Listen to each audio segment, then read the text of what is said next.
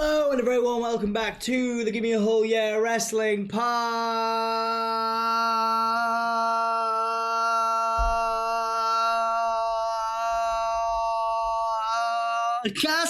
My name is Dom. Anthony's sipping his tea. We're ready to go again, right here in your living room. In your house, number 16. In your house. Or on your laptop, iPad, whatever it is. Canadian. Whatever digital media you are choosing to consume us on, you cannibals. We're back. We're ready. You know, it's podcast with one O. Podcast? Podcast, just with one O. How many O's did I put in? You put... How many O's? I don't know, 32. I've got my hands on my hips right now. 32, dude. You need 32. To 32 O's. Wrestling 32 Rewind, number 66. Maybe there was 62 O's. 66 O's! In Your House 16, Canadian Stampede from July the 6th, 1997. It's a big deal. Everything's topsy-turvy. Who's the bad guy? Who's the good guy? We don't know! Because we're in Calgary, in Canada. Alberta, Canada. Canadian Airlines Saddle Dome. Number one UK film at the time. Batman and Robin. Yeah, really bad film.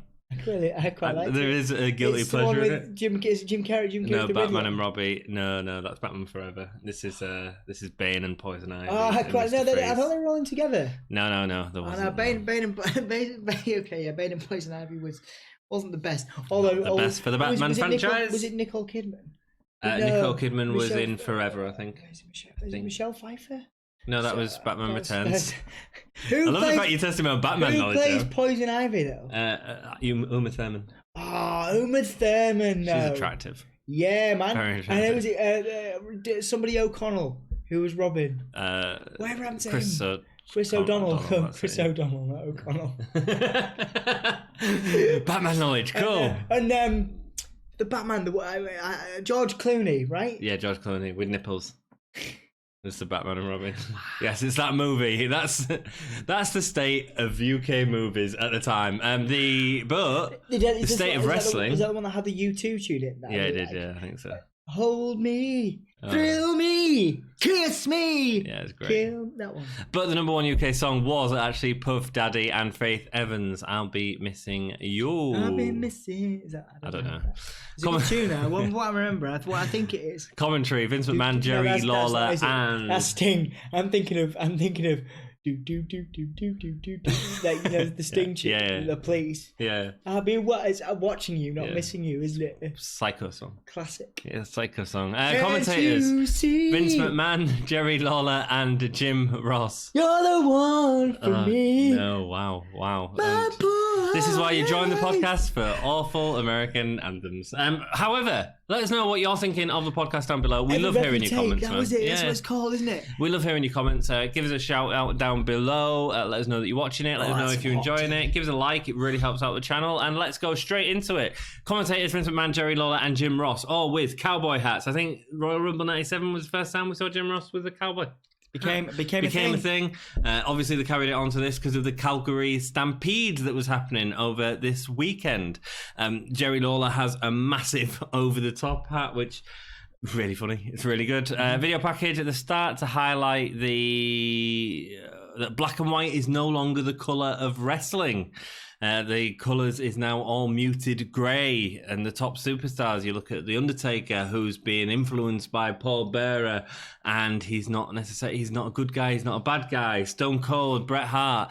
If you go to Canada, Austin's a heel. If you go to the US, Austin's a face. It's great. It's exciting stuff. I just wanted to be like, when you were like, he's not a bad guy, he's not a good guy, I just wanted to be like, he's the guy. He's the guy. The feud of Austin and Bret forming the Hart Foundation to terrorise the WWE, but now they're not terrorising anyone because they're the faces in Canada and they're all the heroes. All the commentary, yeah, great. Yeah. Hunter Hearst Helmsley with China versus Mankind is first. Big deal, big feud. Before we go into that, can I just say, this is one of the best pay-per-views of all time. This is in the top 10 WWE pay-per-views of all time. When we've finally gone back over everything, when we're like 90, I'll tell you. This is amazing. This is bell to bell, a wonderful pay-per-view. It's good. It's 2 hours. It's not too long, right? It's good. Every match is great. It's good. It's good. Hunter Hearst Helmsley with China versus Mankind is next. First, a rematch from the King of the Ring finals. Mankind came down during a match Hunter had with Ken Shamrock, causing a distraction which continued into this feud. Hunter, every time they give him a crown and a scepter to wear, WWE would tell, or WWF, Vince would tell him, you need to wear this, and every time he would find a way to incorporate it into the match to hit someone with it. He really didn't want to wear it. It's a good use of a prop. We talked about this last time. If you're going to use something like a scepter, a silly scepter, you're a grown adult using a toy scepter or a fake scepter. If you're going to use it, then make it look good. The funny thing is, he wouldn't wear the robe, but he'd wear the sort of blue blood outfit. No problem. It's funny that strange, isn't it? I won't do that, but I'll do that one. Mankind now face. Given a series of interviews exploring Mrs. Foley Baby Boy, we've seen the images of him that was constantly shown now on the network and stuff like that, from him wrestling as the Dude Love character, and we're sort of building into that. It's great. It's really good. It gives Mankind a real human feel to him. I loved all this. It made me want to be Mankind. It's great. It makes you feel so much empathy with him, and that's great. There's a great promo where China, it's one of the first time China speaks, and she tells Foley to come to the ring and kiss her backside, and Foley replies, well, it's your lucky day. I'm a great kisser. Which is awesome, man. It's so good. It's so funny. The two start straight away in the ring. It's sharp. Mankind delivers a beautiful bulldog that's like picture perfect from behind. He actually does some really. I don't remember what they call that, but it becomes his thing over the years, and he has a specific type of bulldog, and it's like almost like a face buster. It's really good. It's great. It looks so good. The great DDT, forward suplex, curtsies towards Hunter, taking the mick out of his taunts. The crowd are so good during this pay-per-view, and I think that's part of the reason this pay-per-view is so good, because the crowd were going out and like everything they were screaming for. Good, bad, it was great, and I think it made all the performers go out there and go, wow, they had a great reaction. I'm gonna do even better. And that sort of outdoing each other was becoming something of the WWE at the minute, which was great. You look at The Rock and Austin. The Rock was always trying to oversell Austin's stunner and do it as dramatically as he could, and it was great. Undertaker was doing the same. You feel like people were trying to push each other in a really positive way. Really positive way, and the guy that's going to get any bump over is Mankind. When Hunter tries to leave the venue, he gets instant boos from the crowd. They're really angry. Mankind meets him on the ramp before delivering a suplex on the steel ramp. It's that great story of Hunter not knowing how to face Mankind, so trying to run away instead. It happens a few times in the match. It's great. It's really good sort of face-heel dynamic as well. He hits an early mandible claw, but China breaks it up, hitting Mankind, who starts to go after her. What looks like a distraction for Hunter to get an attack from behind is actually seen by Foley and ends up hitting him on the way down from the apron. Hunter then Irish whips Mankind into China, who power slams him. I mean, Mick Foley was a big guy still. China power slams him with these. Probably Mick Foley as well, just jumping over, hits his legs on the steps that we've seen him do like multiple times. It always looks so solid. It does, and it makes China look incredible. Helmsley continues to attack the knees with a chair, so Foley is really hurt on his knees. Suddenly, Helmsley, who I've always said, he's got such a weak attack. When he's focusing on an area like the legs, his character really works. He's a ring technician, and that's how he put himself across. But his moveset that they randomly give to him, assigned to him, was like C+. It was rubbish. But when he was telling a story with it, it was excellent. Mankind's legs buckle on an Irish whip. Hunter locks him in for a figure four. Hunter uses the ropes for leverage, and the two sell it really well. On the third time of doing it, the ref kicks Hunter's arm away, that we've seen Earl Ebner do a few times as well, but this isn't Earl Ebner. Hunter then sets him up for a pedigree, but Mankind pulls his legs from under him. Hunter kicks off, and he kicks off Mankind straight into the turnbuckle. A dazed Mankind comes forward and does a Ric Flair fall straight into the crotch of Triple H. Words are not coming easy today. That was good. I enjoyed Genius. that. It was clever. Yeah, it's hilarious. It was funny. A nice way to get a low blow in, but without actually having to get a low blow in. Crowd pop, man. Mankind drives his injured knee into Hunter's face in the corner. Mankind hits a sit-down pile driver for a near 3 count. He goes to use a chair on Hunter, but Chyna holds it back. Won't let him do it, leading to Hunter being able to use it, because obviously the ref is distracted by Chyna. When the ref goes to tell Hunter off, Chyna then clotheslines Mick Foley. He can't overcome this dynamic duo. Yep. Speaking of Batman and Robin. Mankind hits the mandible claw on the top turnbuckle, but Chyna pulls out his feet from under him. Then Mankind and Hunter again tries to escape, going out the barricade. The two are counted out. Chyna goes into it. They're fighting in the ice hockey box, the penalty box. It's great. Hunter ends up bleeding across the top of his head. All three are being pulled apart by loads of... I'm guessing that was a blade. It looked like a blade from Hunter. But we don't see many still at this point, even though it's 97 and I expect to see more blades. It's not yet that it gets silly. Screwy finish. What a match. Yeah, but that's what I mean. Like, sometimes it can work. Sometimes it can work. It works because it carries on the feud, and these two have a feud for a long time, and it really helps get Hunter over. And if you're going to get someone over... Yeah, and it's still... And obviously this carries on through the pay-per-view. They have continued fighting. Chyna's there. It really, really sells Chyna as this kind of... this dominant female force, who's not afraid of getting stuck in. Interesting side question. Do you think she'll be able to fight everybody on 2K? No. Really? Yeah, no. I don't think I'm doing that in 2K. That's a shit. What? For Chyna? Yeah. That's a shame. I don't think they will. It'd be great to see, actually. Let us know what you think down below. Do you think 2K20 will let Chyna fight both males and females? A little bit of a side question. Interesting question, though, dude. I hadn't thought of it until you said, but I don't think they will. Cool. Great match. Yeah. Great start to the pay-per-view. Yeah, fantastic. Yeah. Calgary and the Calgary Stampede celebrations next, including a mile-long queue to meet Bret Hart. That wasn't exaggerated. That was apparently a mile-long queue. Mm-hmm. Someone who had booked the event hadn't said, we need to stop the queue at a sensible point. And Bret Hart takes the time to speak to everyone, to sign their autograph. Yeah. Doesn't just do it to get them out of the way. He'll spend the time hi, how are you doing? I mean, that's which awesome. is cool. Good for him. Yeah. Good for him. It's also rated by Doc Hendricks. He sounds a bit like a BBC DJ when he's doing it. It's really funny. There's a tug of war with Goldust and Legion of Doom against the local fire department, which the WWF team won. We then get an interview with Bret Hart. Bret says, let's not talk about losing. But that's all quickly interrupted by Stone Cold. The rest of the Hart Foundation are there, thankfully, to keep him back. And Bret basically says, look, the match isn't now. We're saving it for when it's 5-on-5 and it's going to be serious. Next match, Taka Michinoku versus the Great Suzuki. Big deal, man. In terms of world-renowned performers, obviously Taka's not really known to a US audience, but one of the greats. At this point. And still to this day, I think he's had a bit of controversy recently in his personal life, but still to this day, one of the greats of Japanese wrestling. Did you know he's got a big accolade in WWF? Do you know what that is? He was the first ever light heavyweight champion, and he held it for about 10 months in the WWF, Taka Michinoku. There you go. Let me read a little bit about him. He was actually trained by the great Suzuki, who was in the match with. His first profile in America came when he went to ECW in around early 97, so only a couple of months prior to this.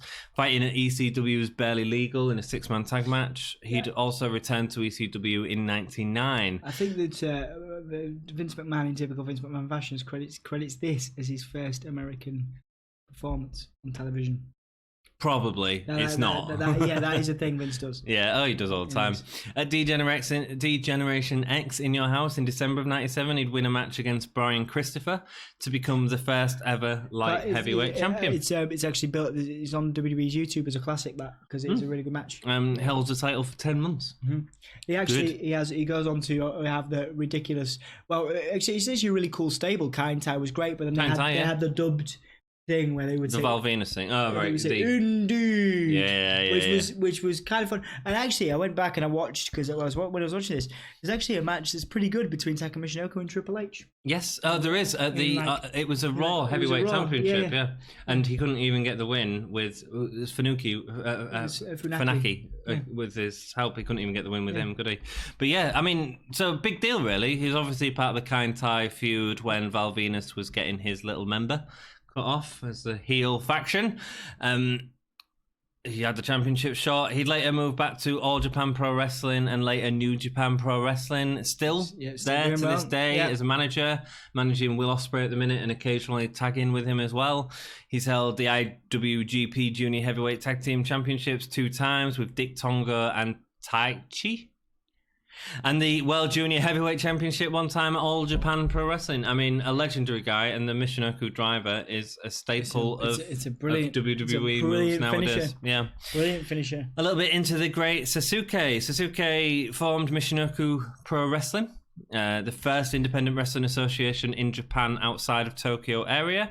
Suzuki, he's got a real reputation as being a big star wrestler, especially after reaching the finals of it was the very first Super Junior World Cup in New Japan, even being Jushin Thunder Liger in that. At the time, obviously WCW and ECW were putting on these stellar cruiserweight matches or light heavyweights, whatever you'd rather call them. And a lot of the good guys were signed up to them companies, guys like Eddie Guerrero and Chavo Guerrero and Rey Mysterio. And then guys like Super Crazy would obviously be underutilized in WWE when he comes over. But guys like these guys were all wrestling in other companies. And I think WWF were trying to get a little bit of that. We saw them using AAA at the Royal Rumble in 1997. And, here they are working, again, not with AAA, but working with Michinoku Wrestling with 2 guys that wasn't signed to the other companies. Everyone at the time assumed that Suzuki would join the WWF. It was a big, he's going to sign a contract. He never was. Yeah. The reason he was doing this was so that his brand, Michinoku Wrestling, which he helped set up, would get some WWF talents. Yeah. So WWF would end up sending talents. Yeah. So they'd get the Undertaker or Sonny for a special event, you know? Great. In April 96, Sasuke returned to New Japan, defeated Liger for the IWGP Junior Heavyweight Championship, which he defended 5 times at both New Japan Pro Wrestling and MPW Wrestling. And Michinoku Wrestling is still going today. Let us know if you get time in the week to watch Michinoku Wrestling. In your no doubt already saturated wrestling week that is now added because you watch us, of course. So definitely check those. Definitely check those matches out, especially Michinoku's later matches. Taka Michinoku's great. It's still an incredible, and it's lovely to see him with Ospreay now.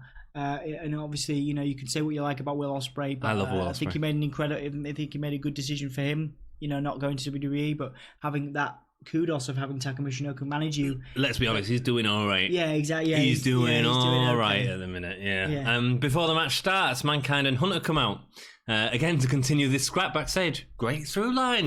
See them in the audience. Lovely. Go for it quiet. Keep it going.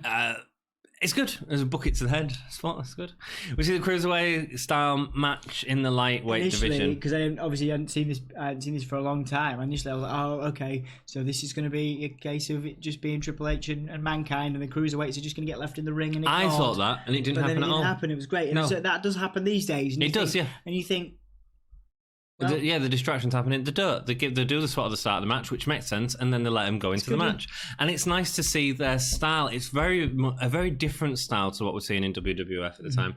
We talked about one wrestler who we both loved, who we thought could have done a lot more in WWF, which was Hakushi. Yeah. And he was bringing that cruiserweight style into WWF, and was the only guy. He had a good feud with Bret Hart. Yes. And he was wonderful in the ring. It was great to see. Hakushi feels like someone you could take out from then and put into now, and it'd work. I wouldn't say the same about Bret Hart. Yeah, no. So yeah, it feels like a real match. There's lots of back and forth.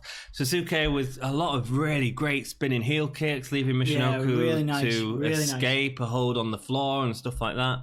Suzuki really does snap in them kicks, man. Another spin kick connects Michinoku with a drop kick to the back of Suzuki's head. it wouldn't feel far removed from NXT or NXT UK or a takeover match or something like that. It wouldn't feel out of place in something like that. It's a great match. Yeah. It's great. It's brilliant. Really, brilliant. Really good. Suzuki comes off the top one of the rope. highlights as well. It is, without a doubt. Suzuki comes off the top rope to the floor with a kick to Michinoku on the floor. Suzuki builds up heats with kicks in the corner, but the last one snaps Michinoku's head right back in the corner. It looks aggressive. Michinoku starts focusing on Sasuke's leg before a beautiful crossbody off the top turnbuckle straight to Sasuke. He gets so much height going over, doesn't he, man? It's wonderful. Michinoku with a Hurricanrana. A move we get used to seeing these days, but it wasn't something that was done a lot these days. Deal, yeah. Suzuki hits a springboard moonsault off the apron. That was nice. Enjoyed that. Brilliant. Really enjoyed that. Yeah. We say Hakushi because it reminds me a lot of Hakushi. Yeah. Or even going back to Jumping Bomb Angels. I mean, these girls were doing stuff like this. It's that sort of New Japan style that's become more Americanized nowadays. And this is the birth of it, man. This is where all that sort of builds up from. That's cool. Michinoku is drop kicked out of the air. Brilliant. After diving off the turnbuckle, Suzuki hits a springboard moonsault and a German suplex for the win. It was a tiger suplex where he does takes the arms back. Oh, was it? I didn't notice. Yeah, I mean, I actually thought Michinoku, I didn't necessarily understand the profile of Suzuki, and I thought it was quite odd that Suzuki got the win, but I suppose when you look at the trainer, he didn't want to lose. Yeah. He didn't want to lose because he thought it'd make him look weak in Japan. Oh, right, yeah. So that's the main reason. Again, he was. I think WWF were expecting to use him more as a special talent to bring back. Whereas Michinoku, they were looking at signing him to a deal, which he actually did, which is great. The one thing I forgot to mention is a Michinoku driver, which is great, brilliant. And the way he does it, it looks dangerous. It does, yeah. But it's delivered with such professionalism. One of the greatest professionals I think in wrestling is Taka Michinoku. Incredible, and we've got more to view on him. So please subscribe, like the channel, hit us up on Facebook. Some of it gets a bit silly, and I'd like to remember these. I'd like to remember these matches. At a time when he was taken more seriously. Yeah, well, great. These guys would have a great opening match as well. To be honest, at any pay-per-view. Yeah, it was a match that started out because the general wrestling audience there didn't know the characters from WWF TV. It started out with no heat, and they won the crowd over. Again, this crowd were incredible. And it's great to see that, yeah. They completely got behind it. They were cheering everything, and it's a great match. Mm-hmm. It's the second great match on the card. Yeah. Mankind and Hunter are fighting in the parking lot. Again, we go back to them. Mankind falling into beer barrels, a backdrop out of a pedigree on top of a load of pallets. Yeah, cool. Carrying on that feud. Yep. Carrying on the feud. Awesome. We're told that Ahmed was supposed to be fighting Taker, but due to the knee injury, he was back out. We discussed that a little bit in the last episode. There's an interview with Paul Bearer, who's now with Vader. Doc Hendricks asked Paul Bearer about leaving The Undertaker and accusing Undertaker of murdering his family. This was there was some questionable angles. No, it's good, but it's fine. I enjoy it. Obviously, with the Undertaker over the years and Kane coming up, there's some angles that you're like, whoa, a bit close to the bone. But I think it works for the character. He's a dead man. I think they're vague enough here that it doesn't need to be. It's not custody over Dominic. Yeah, it's not controversial. Yeah. No, I wouldn't say so because Undertaker is such a gimmicky character. Him murdering his family only adds to that character. Yeah. It's a bit like the Fiend. What's he done? That's bad. Mandible Clawing Lawler. Yeah, fine. I'm not Mandible going anywhere with it. Foley. Yeah, but in terms of if we was told that Bray Wyatt had murdered his family, it wouldn't feel that far removed. It wouldn't feel daft. Yeah, well, it was a character. It's a silly gimmick. Randy Orton burned Sister Abigail. Yeah, exactly. So, bro, it's a silly gimmick. We know it's a silly gimmick, and you can push them sort of lines there. Doing something with Katie Vick, a little bit different. Do you know what I mean? Yeah. Anyway, having Vince McMahon get off with Trish I don't know why. Stratus, Yeah, I don't know why. For me, that him murdering his family isn't a big deal. It's the Undertaker. He's a dead man. Yeah, it's odd, isn't it? I don't think it is. That's what I'm saying. Let us know what you think down below. It'd be great to hear what you think about gimmicks. I understand its purpose to further a storyline. Yeah, and it's great to bring in a character. Mm-hmm. We're getting very soon, brother. Indeed, we are nearly there. One of the scariest debuts of all time. Exciting. So stay with us for that, man. It's going to be good. It's going to be a. I think it's only like 3 or 4 pay-per-views to that. It's going to be a fire starter. What a good time in wrestling, brother. I know, I get it. Yeah. It's going to be red hot. Oh, I thought you was doing Prodigy songs. It's going to be... I know what you're doing. It's good. Go on, one more. It's going to be... I can't do it now. I'm on the spot. It's going to...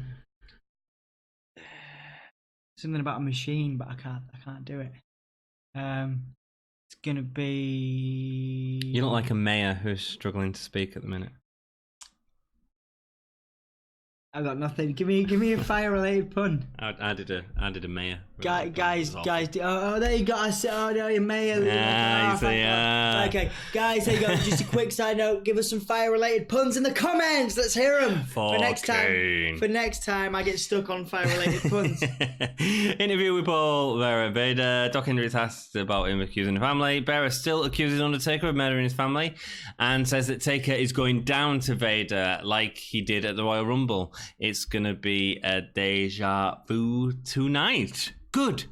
Bringing up an old feud. They've had to get rid of Ahmed Johnson, which I think would have been an awful match. And they've put Vader in with him instead. And fine, cool, Vader can work. Yep. Heavyweight Championship match, Vader with Paul Bearer versus Undertaker. Bearer is hiding from Taker at the start under the apron. Perfect. It's a great match to follow from the last match. Yeah. Because that was a light heavyweight, 2 guys going all over the ring, doing wonderful stuff. This is 2 old school powerhouses going at it, and Vader can do that. It was nice, and there was some good moments in there. It further adds to the tension between Bearer and Undertaker throughout as well. Undertaker does all the offense from the start, manages to hit old school, high clothesline. Vader starts putting on the hurt. It's all a little slow and predictable, but that's what we get with Undertaker and Vader. Taker big boots Vader over the top rope. Vader Irish whips Taker into the ring steps, giving Bearer a chance to get in his face, calling him "You're a murderer! You're a murderer!" Taker hits the top rope clothesline before an uppercut gets Vader out again for Taker to stalk Paul Bearer. He always stalks Paul Bearer, but never really catches him. I think that's a wrestling thing. Yeah, it's a wrestling It's definitely thing. a wrestling thing, isn't it? Obviously, Vader comes I'm behind gonna him. get you. I'm gonna get you, but not slowly. anytime soon. I might be slow, but I'm really persistent. It's basically my tagline. That's your dateline. I'm gonna get you really slowly, but I'll keep on going. I mean, it's kind of creepy. That's not how I get dates. Just saying. Just made me come across like... You know, good. I've seen your dates. That's what happens. Before Vader does that, Bearer starts hitting him with a shoe. That's cool. Vader continues attacking Undertaker in the ring with a beating in the corner, clothesline off the top rope, a nice suplex followed by a splash. Taker beats his way out of a headlock and the crowd are fully behind it. The crowd, wonderful again. Yep. Booing the heel, cheering the face. Taker goes for a chokeslam, but Vader low blows Taker instead. Instead, he goes to go for the reverse tombstone spot. What happens, Dom? The Goldberg situation happens. It's not even a Goldberg. Do you know the worst one? Flop. It's the Roman Reigns one, because it's like Roman should have been able to do that. Yeah. Anyway, so it's one of the reverse tombstones. Maybe people just buckle under the pressure of having to do it. Dude, he's a big guy that you've got to flip over and then just catch and then stop the momentum. Don't get me wrong. I think it's incredible when they do it. No chance, man. No chance. Well, don't be ripping into Roman then, eh? I'm ripping into Roman because he failed. Vader goes for a Vader bomb, but Taker hits a low blow followed by a chokeslam off the second rope. Goes for the pin, but don't get it. Then hits another chokeslam, but Vader kicks out again. Hits a tombstone. I'm so engrossed in your description, I nearly picked up my microphone as a cup of tea. I was about to be like, And that's it. That's it, the end of the match. Tombstone, Vader. Big guy, tombstone, man. Yep. Second rope chokeslam was great. I don't think we needed the other chokeslam. No, it adds emphasis, doesn't it? A bit of emphasis. A bit predictable at the start of the match, as with every Undertaker match. Bearer stole the show, really, to be honest with you. But by the end, it turned into a really well thought contest. Some nice spots, and the pay-per-view crowd was just awesome. Look, this is a great match. Mm-hmm. It's the worst match on the card, I'd say. Probably. But it's still a great match. And it's quite nice to say that next to Suzuki and Tucker, because that was a brilliant match. It was. While this was WWE by numbers, two big dudes, there for the spectacle. I understand its place on the card. I understand why it's there. Mm-hmm. Obviously, I still want to see that Ahmed Taker match. That Taker match was like Michinoku was the second best on the show for me. I agree, and I want to see that. I'm not going to see it nowadays. I think we're going to have a different top. Right, okay. Ahmed and Taker would have been nice, I think, but I disagree. I'm glad this happened. Yeah, I just disagree. I just think it would have been clunky and lazy. Yeah, Ahmed, man, lost it, man. I think he would have won the title. Could have done. Yeah, I think. I think there's a lot of shoulda, coulda, wouldas with Ahmed Johnson. Unfortunately. More footage of the Harts taking Canada by storm. It's cool. Hart Foundation next. Bret Hart, Owen Hart, Jim Neidhart, British Bulldog, and Mr. Brian Pillman versus Stone Cold Steve Austin, Goldust, the Legion of Doom, Animal, and Hawk, as well as Ken Shamrock. We see the build-up to this match and the formation of the Disciples of Apocalypse. I don't know why they thrown that in there, because it didn't really seem to be the build-up to this match. So we're just like, oh, this is happening as well, but we haven't shown any of it tonight. Yeah, strange. Bit weird, isn't it? Getting involved, Stone Cold taking out the Hart Foundation. We see a lot of that. Doc Hendricks calls the face team the Underdogs, as Goldust says they're ready. Shamrock says he's in the zone. Animal says, this is the survival of the fittest. Hawk says, what a rush. And Stone Cold Steve Austin says absolutely nothing. He just walks off. Mm-hmm. I mean, again, we talked about this the other pay-per-view. There are a lot of people with stupid catchphrases, and Austin has some good ones. Yeah, Austin's an incredible talker. I think Austin looks at those guys, obviously with a lot of respect backstage, and a lot of, but I think for the camera's sake, he was like, but I love it, because what it does is it subverts that expectation. Because we all thought, like, I was watching it and I was thinking, Stone Cold's going to deliver the best part of the promo now.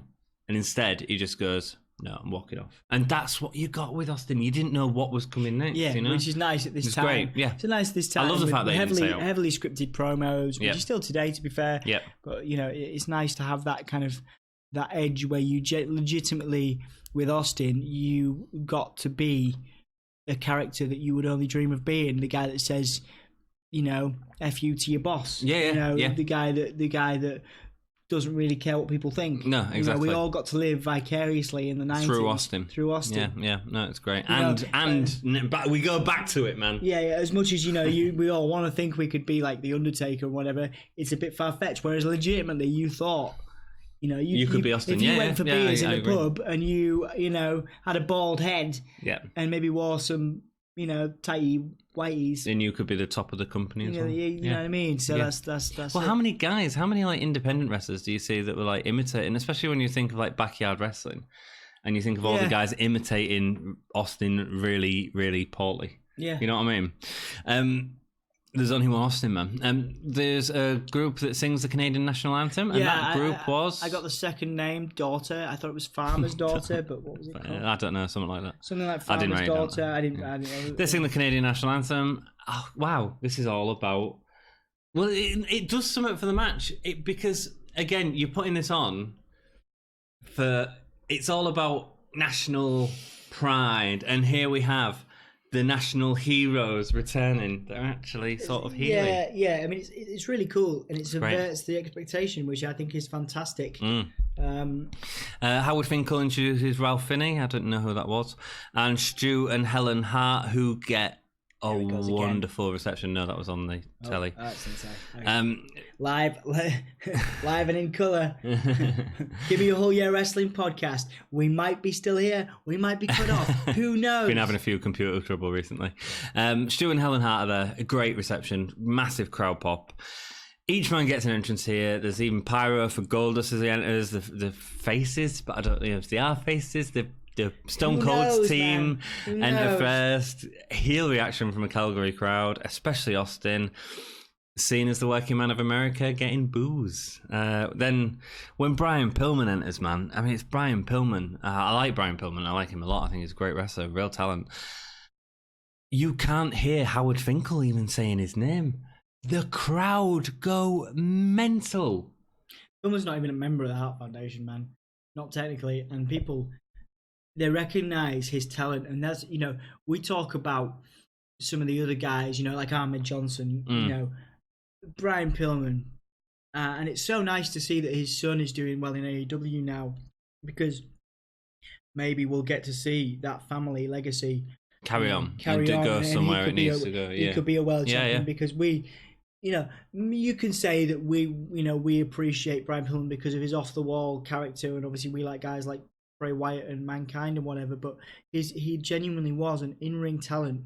Before this, you know, where he was part of the Hollywood Blondes with Austin, an incredible talent that was doing a gimmick that was very, very, very, very on edge, but in a different way than Austin. When you know you got two similar gimmicks, it was chaotic as well, but in a different chaos. Different, and it was better. You know, like guys have tried to do Brian Pillman over the, you know, Dean Ambrose would be another example. Brian Pillman was and still is to this day. You cannot compare Brian Pillman and the way that he was and the off-the-wall nature of his gimmick to anyone else. He was so natural about it. It felt like he went from one thing to the next thing, but you could see the through line of thought, even though it was crazy. We never get to see a main event Pillman feud. No, I mean, he has the feud with Austin. Yeah, but like, that's of course, you know, central to the death of his career.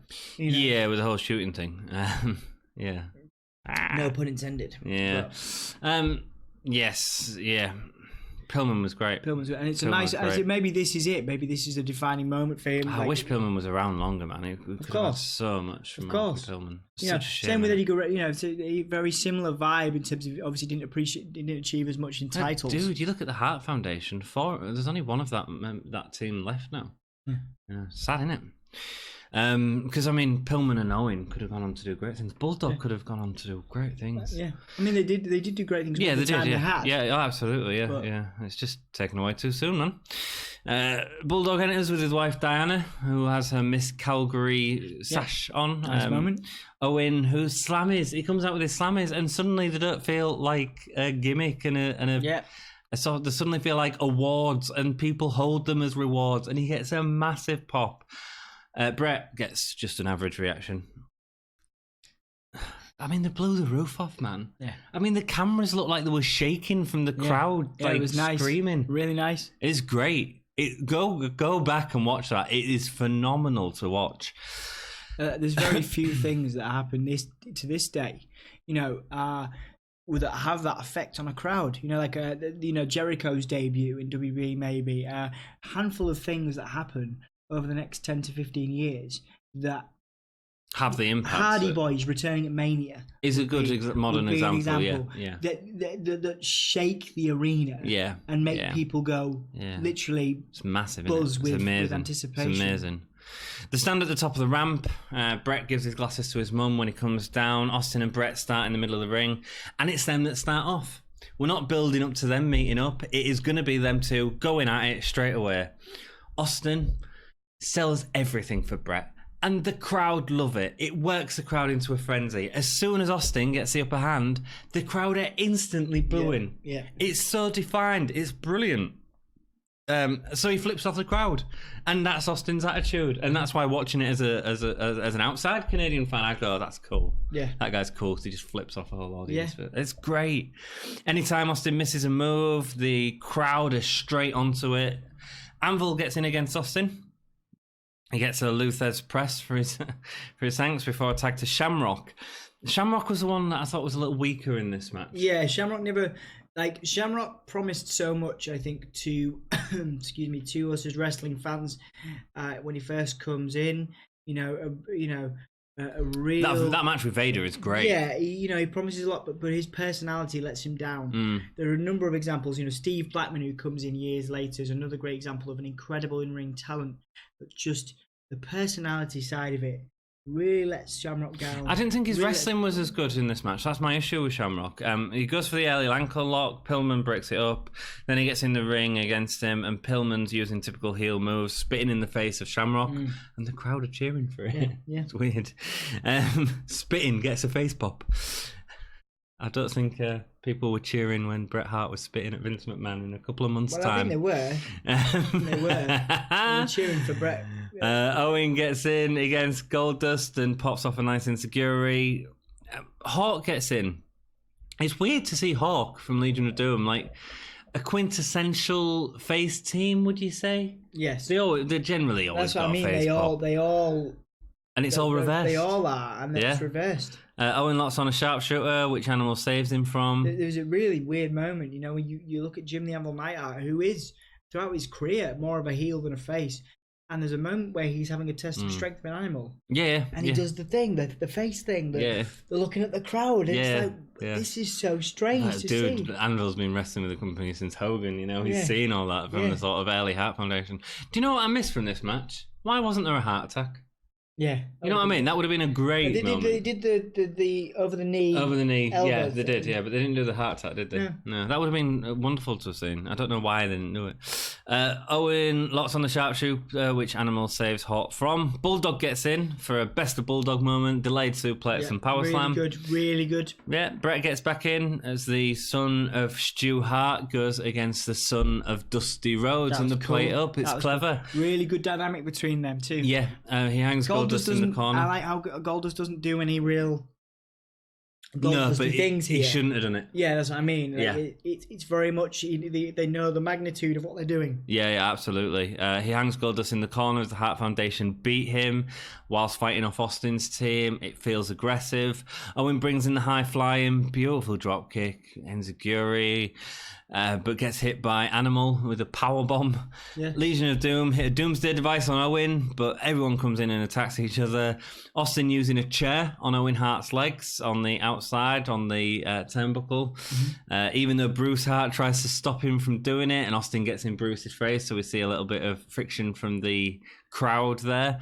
Eventually Bret comes to his brother's aid, but Owen is pretty much out and is led out of the arena up the ramp. Anvil gets Austin into the corner and they beat him. He fights back, pulling down Pillman's pants before a Stone Cold Stunner, but then he rolls out the ring.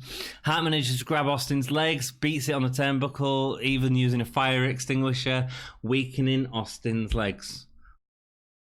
That's my only little real problem with this match, the ending. But a heart attack finish would have been better than heart attack would have been finished. Yeah, or a sharpshooter. Anything. That would have been perfect. You know, I guess it was chaotic and they were just trying to finish it up. They get Austin out of the match up the ramp because he's hurt his legs. Fine. Shamrock goes for Bret again, but Pillman clotheslines him out of it.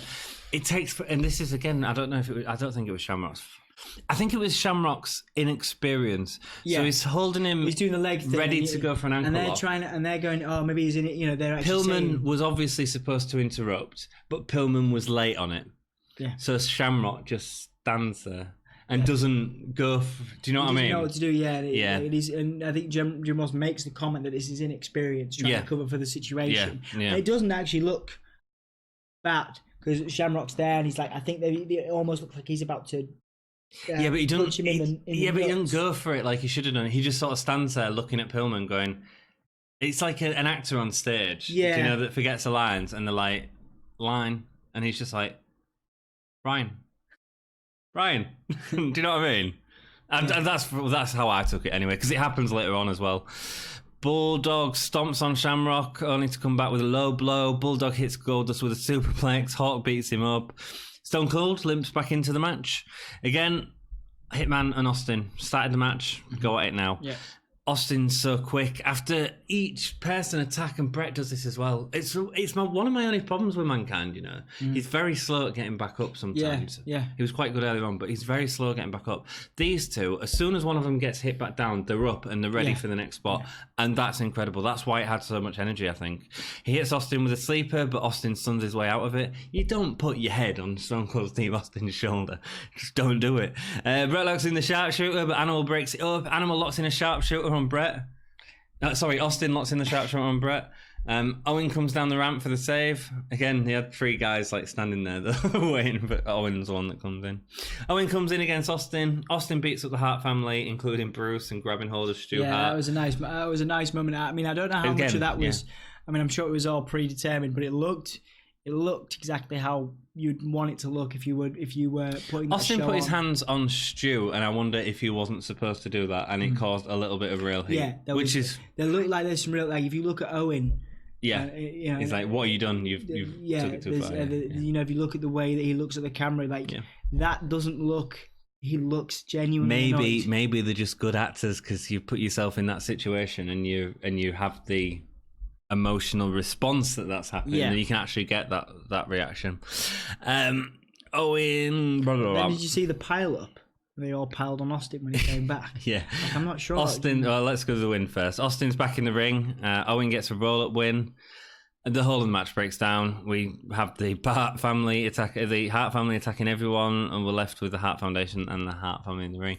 Austin comes back in, as you were saying, and the entire Hart Foundation pile up on him. Pile up? Yeah, it comes with him with a chair. Again, it's that Austin going, I'm walking into an impossible situation here, and I'm still going to do it. And that was the incredible thing about Austin that I think people grabbed onto. I will do the thing that everyone else is afraid to do. It's great. The security handcuff Austin. In the ring, we get Stu, Helen, British Bulldog, Junior. Natalia was in the ring for a celebration. Right, great match. Yeah, really nice finish. Who thought this is the best 10-man tag match of all time in WWF? It's pretty great, yeah. I mean, can you name better? I can't think of it. Yeah, I can't think of it right now. This is normally like put it in Raw last segment rubbish. This had great character, great building up, great story. And if it was all planned, it fooled us into thinking that some of it was real heat. It was heat, yeah. It was wonderful. It's an absolutely wonderful match. Again, the finish, I think Owen should have. Yeah, it could have been sharpshooted. Yeah, they could have been. Austin. Maybe not. No, but not to finish it. I don't think Austin would have done. Maybe Animal. Anybody, but Austin wouldn't have tapped, would he? No, that's what I mean. But then you don't do the attack on Austin's unless he does what he done before, but then it feels like he's repeating where he passes out. Unless he passes out. That's what it's not doing, isn't it? You're right. You're exactly, because I was thinking you just sharpshoot him for the win, but that's the point. Austin doesn't submit to the sharpshooter. He passes out instead.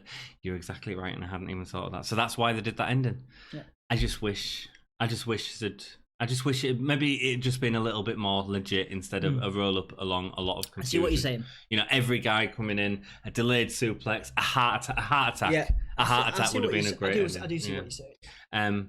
But it's an incredible match. Mm-hmm. It's a wonderful pay-per-view. From start to finish, this is an epic pay-per-view. Yeah, it is. There's an incredible vibe about it through the whole way. You know, Triple H, Mankind stuff is great. You know, the Vader Undertaker is Vader Undertaker by numbers. It's good. It has a place in the pay-per-view. Yeah. There's so many decent matches in this that we probably wouldn't have if you looked at the card beforehand. You'd gone, meh, that could be okay. Meh, that'd be all right. But this blew the roof, especially the 10-man tag. That could have been obviously. It could have been a right turned mess. Into chaos, but it was great chaos. It was really good. And the other thing is, which is why when they announced the match, I was thinking surely it'd be better to do an elimination match so you can end up with sort of Austin Brett or Austin Owen or something. Nice. Yeah, that's the only way I would have changed it. Yeah, maybe. But I mean, it's great. Mm-hmm. And here's the other thing: you go back at like classic pay-per-views, and let's give a classic. What's a great pay-per-view of past? WrestleMania 10, right? Great pay-per-view, but it's only because of 2 matches. Yeah, it's only because of Owen Hart and Bret Hart and the ladder match. And it's very often that WWE gets away with 2 matches being on the card, and that being enough for wrestling historians such as ourselves, but not necessarily for the casual fan. But I think that this is a rare example of consistent matches. 4 matches that are incredible. Yeah. Seriously, it's worth going back. I'd say it's probably in one of the top 10 of pay-per-views of all time. Mm-hmm. And that's taking into account stuff like takeovers and stuff, which have the same sort of feel as this. Mm-hmm. It's a great pay-per-view to go back and watch because it's constant. It's just 2 great hours of wrestling, story, good fun, no filler. Yep. I mean, absolutely. How many gay stars is this game? Oh yeah, I'm gonna go with you. I'm actually, you know what? I'm gonna go with 3.5, and I tell you, it's only because of the Undertaker Vader match. I'm giving it 5. I mean, we give WrestleMania 10 like quite a high star rating, and again, that was 2 matches. This is a 5-star nailing review, isn't it? Yeah, man, this is easily my first 5-star. This is like equivalent, guys, to a Meltzer review right here. It's not Meltzer. It's just perfect. Anthony never gives 5-star reviews. It just doesn't happen. There's so much of this series that we've done where we've had to watch wrestling, and it's been hard. Yeah, and you go because you go and you go. Oh, if you're gonna do it well, we do the notes, and we go back and we watch it, obviously, and we come back and we do this. A pleasure to watch, and that's really nice for me to hear you say that. Oh, it's great. I love it, and I think it's so underrated. I'm happy for you. I was the only reason I've not gone as well as you've done is because of the Undertaker Vader match. But I bet you give WrestleMania 10 higher. I think a 5-star for me. I need every match to be on point. And I'm sure I will give a 5-star review one day. Yeah. I have not done it yet. You're the first person to give a 5-star. Cool.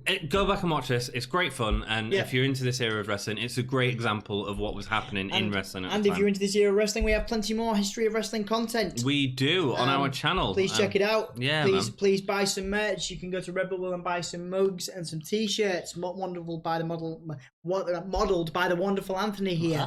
You can support us on Patreon if you want to invest in the podcast. Just a couple of quid or a couple of pennies will be useful. We appreciate your time and support. What's the best match?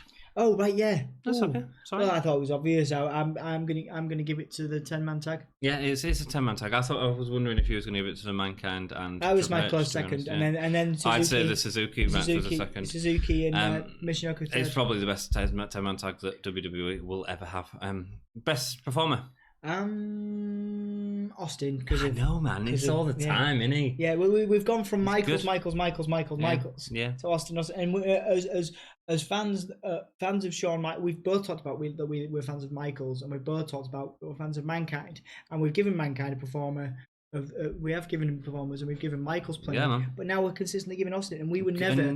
Before we started this series, me and you probably weren't Austin fans. Not necessarily. Yeah, he was just a bit bland. That's what I thought, and it's because I was catching different points in WWF and just going, "Oh yeah, that's the guy." Yeah. I didn't look. Hey man, I like guys like Sting, like Taker, like Finn Balor. I like a guy with Mystique and makeup, baby. But going back and watching it, Austin is phenomenal. So, it's the same with Macho Man. Macho Man blew me away with how good he was. Michaels. That's it. No, it's really nice to see you give a 5-star. Also, shout out though, because if it wasn't Austin, who would be the performer of the night? It would be. Bret Hart as the perfect foil. I'd say Taka Michinoku. It's fantastic, absolutely stunning. Yeah. Holy shit moment. I'm going to go for the Michinoku driver in the WWF. It's pretty great. Great. I do love the Michinoku driver. I think, I'm not going to go for the Michinoku driver, but I had to think of one, to be fair.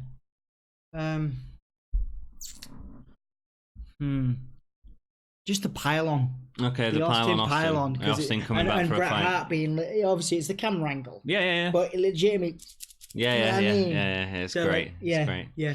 Cool. So just going back, please do support us on Patreon if you can. Please do buy some stuff on Redbubble if you can. Head on over to Facebook, Twitter, and Instagram Gimme a Hull. We do loads of stuff on there. Indeed, and don't forget to hit that ring bell. Ding ding. Nice one. Thanks. Well done. I kind of switched it for a second. I was like, oh no. Don't forget to subscribe. We really appreciate it. It means a lot. You have been posting loads of comments recently. Yeah, let us know what you think down below. We have different series. You do a video game series for Fire Pro. You've got NXT UK stuff with Ollie. We've got a Wrestling Thoughts one where I talk about some modern day stuff. So we really way too many conversations about Dolph Ziggler. We really appreciate the comments that you guys have for us. Best technical wrestler of all time, and we'll see you soon. Keep it gay. Thank you.